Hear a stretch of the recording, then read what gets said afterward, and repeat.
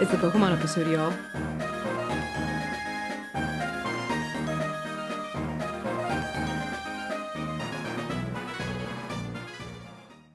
Oh, okay.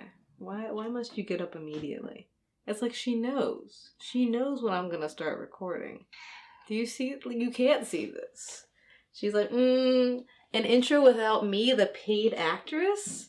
The paid actress? No? Couldn't possibly be. We all know we're here for Brie. Sad fact. Okay, sorry. Let's try this again. Hello all, welcome back to my channel. As always, you can call me Lore, and I'm so sorry to say, had to admit it sometimes, gotta do it to him. I'm a huge Poké nerd. We all knew it was gonna come to a head eventually. So the last years, months, I don't know, time is transient, I have been following, I don't know, Lizard Lee's Lavender Town Witch build, and Jesus, that is a mouthful to say. Try saying that 3 times fast. Lizard Lee's Lavender Town Witch build, Lizard Lee's Lavender Town Witch build, Lizard Lee's Lavender Town Witch build. Wow. Anyway, Lizard Lee, I'll put their, thumbnail up above, spent an incredible, very impressive amount of time working on their full original design, and at risk of this becoming just a fan video, I'm gonna stop it there. I really suggest you just go over to their channel and watch their entire build and all of their videos. It is amazing. So watching their build has 1000% inspired me to revisit a design that I have designed and then redesigned multiple times since the original concept I had in high school. When I started cosplaying in high school, like over a decade ago now, maybe we don't need to do the math, and honestly if I do, I really cannot dwell on that right now. A while ago, when I first designed this cosplay back in high school, all that was on the forefront of this brain was Pokemon. Only Pokemon designs. That's all I want to cosplay. Go figure. So surprisingly, and really kind of unsurprisingly, I've actually only cosplayed from Pokemon once. And that cosplay was Champion Iris from the Pokemon game Black and White 2. And finally, after many fan designs, original designs, and what we'll call maturity, I am ready to revisit this concept because man oh man is it not going away in my brain. So we're in the business here of making childhood dreams come true. Let's fulfill that. Even before the cottagecore aesthetic, frilly ruffles and a litany of decorative bows that are often indicative of the Lolita fashion scene has always had a chokehold on my design style. So since I was a teenager, I wish I remembered how my teenage brain came up with this design, to be perfectly honest, especially entertaining considering my life path up until now, which you'll be privy to soon, but we're gonna table that for right now. We're gonna get back to that. In that same vein of the eclectic smattering of Pokemon individuals that fanatically allow their Poke partners to influence their fashion choices, my little imagination created Little Bo Peep Mareep. Is Mareep my favorite Pokemon? Absolutely not. Does it rhyme? Absolutely it does. And at this point in life, you kind of just have to do things that make your brain happy. So let's look at the design. I really did not think that I still had this, but I also still have my penmanship samples from elementary school, so it's about right. I have my original notebook from high school. The first, I think, design notebook that I had. And things are spilling out of it. Get back in there. Okay. And yeah, let's just, this is my original design for Little Bo Peep Mareep. Insane. I really don't. I don't often like to go back through these, so really insane that I still have this, but also kind of cool. I also found this little piece, which I think is when Wooloo came out, probably closer to when I was in college, and it almost usurped the design, but you can see we have a pretty heavy theme here of still keeping in the Little Bo Peep Mareep zeitgeist. However, Wooloo does not rhyme with Bo Peep Mareep. It doesn't have the same flow. couldn't possibly. So here we are with the original design. When redesigning Little Bo Peep Mareep to my current taste, I took a lot of inspiration from the traditional depictions of the character Little Bo Peep, which is heavily influenced by 18th century European fashion. I love 18th century silhouettes from the robe à la polonaise to the chemise à la reine, and I've previously done pretty extensive research on the layers and construction of the outfits in this time period. So now I just have to take the 18th century and make it Pokemon. In this video, I just want to focus on the first underlayer, the chemise. For multiple reasons, I really want to take my time with this build, so please be patient with me as we build this design layer by layer. And yes, this will be a series. And one that I actually finish.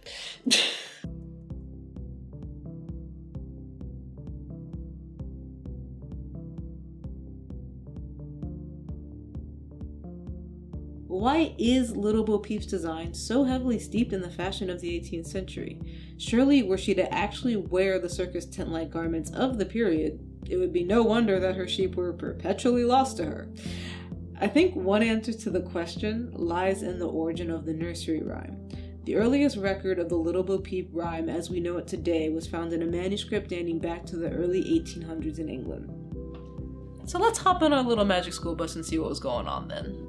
By the end of the 18th century, England had just lost their bloody custody battle over the 13 colonies and were heavily entrenched in their philosophical reform of their nation, or the Age of Enlightenment.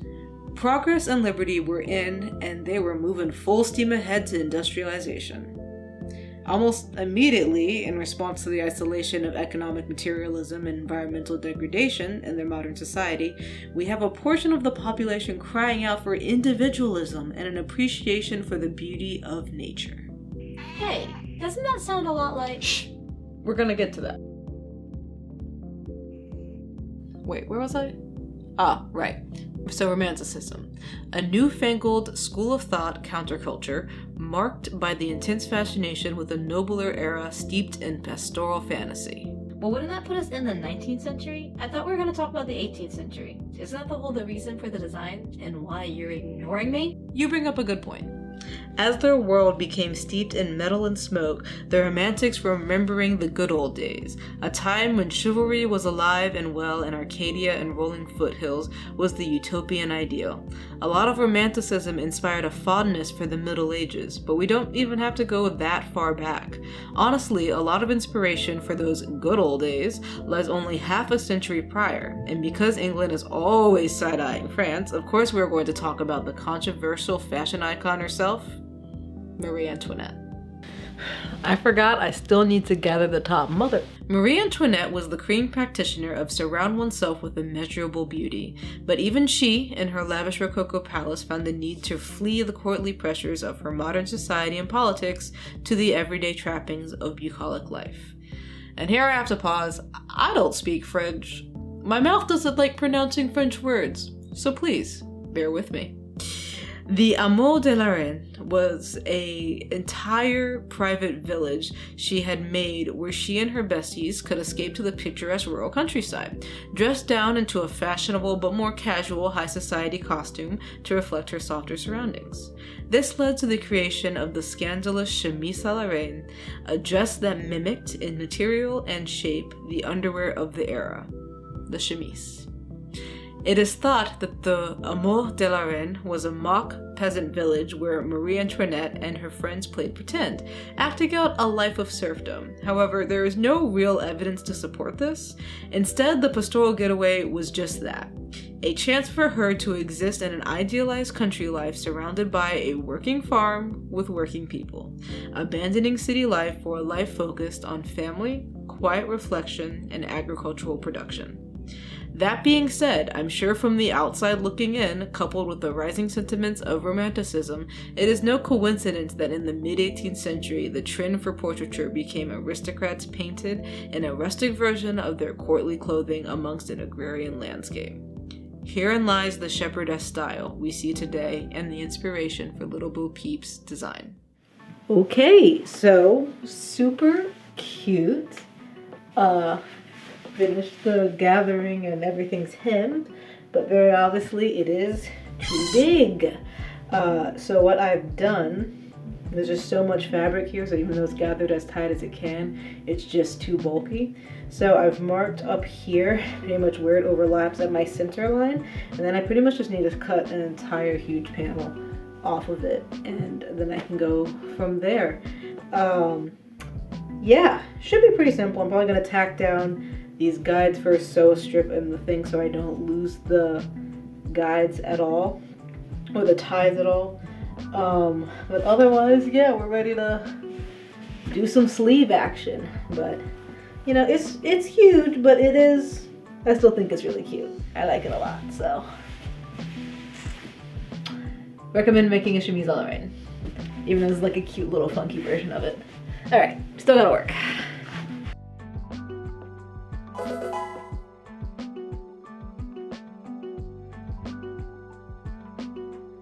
Okay, so I cut the panels off of the dress.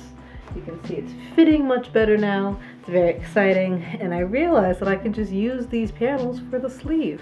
Unfortunately, I can't take advantage of the nice gather I put in them.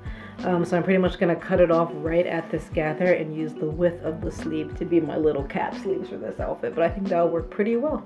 So we're just gonna keep going.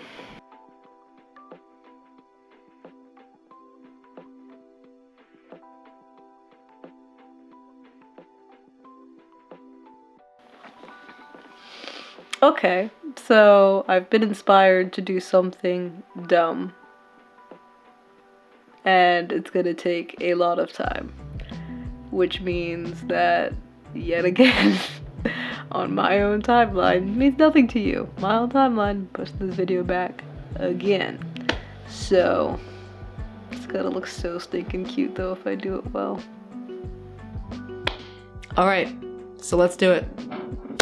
Let's get into the crux of this video.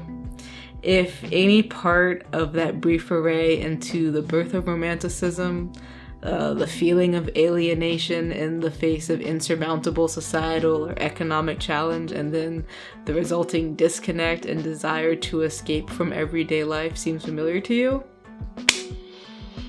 welcome to the club. Let's talk about it. Let's talk about escapism, fantasy, and one of its chief aesthetics, cottagecore. If somehow you're ignorant to the aesthetic hashtags of the internet, cottagecore is defined as an aesthetic or imagery inspired by an old-fashioned rural lifestyle characterized by rustic decor, fashion, and a revival of traditional handicrafts. The aesthetic and name rose to popularity in 2018, experiencing a widespread height in 2020. And what was happening during that period? The first act of our continued American political circus? The March for Our Lives protests, the #MeToo movement, Black Lives Matter, continuing devastating climate change, and oh yeah, a global pandemic. That is, of course, an incredibly truncated and American-focused list, but we can imagine how the political, socio-economical, and environmental climates would make masses of people want to escape from the realities of their lives and turn to a simpler time. Exactly. We have reinvented cottagecore as the modern-day romanticism. The trouble with cottagecore as it exists amongst the sourdough starters, meticulously curated picnics, and the ruffles of prairie-inspired dresses is how divorced it is from the realities of everyday farming. So hi. Most of you don't know this about me, but in my everyday life, I'm a farmer. My degree is in agricultural and natural resources, and the cottagecore aesthetic has always been a very weird meeting point of my professional and my creative life. Farming is far from simple. It's hard, backbreaking work steeped in science and spirituality, necessity and purpose, in a society that struggles to internalize its value. And most importantly, farming is inherently political. Honestly, I'm excited to dive into the very, very complicated feelings that I have for both, but for now, we're gonna pause and take a moment to appreciate what it has inspired.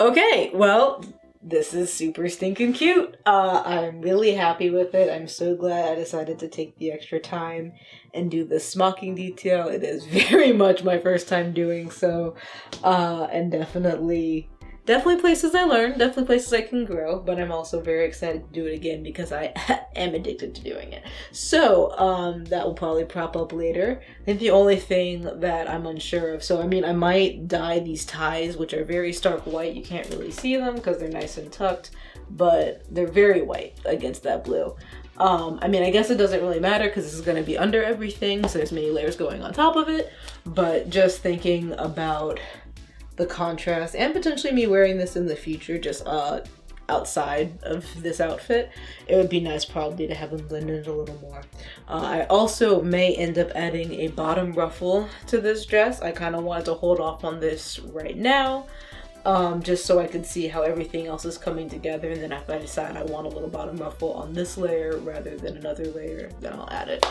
Definitely have more than enough fabric to do so. But I'm super happy. This is really stinking cute and so kind of easy to make, to be perfectly honest. I just made it more difficult randomly. So anyway, I'm gonna leave this video here. Thank you so much for watching this video. If you happen to like this video and if you're as excited about this project as I am, consider pressing that like button. And if you want to watch more of my crafting, costuming, Lord knows what I get up to journey, consider pressing that subscribe button as well. It's always great to have you. All right, bye. Until the next video.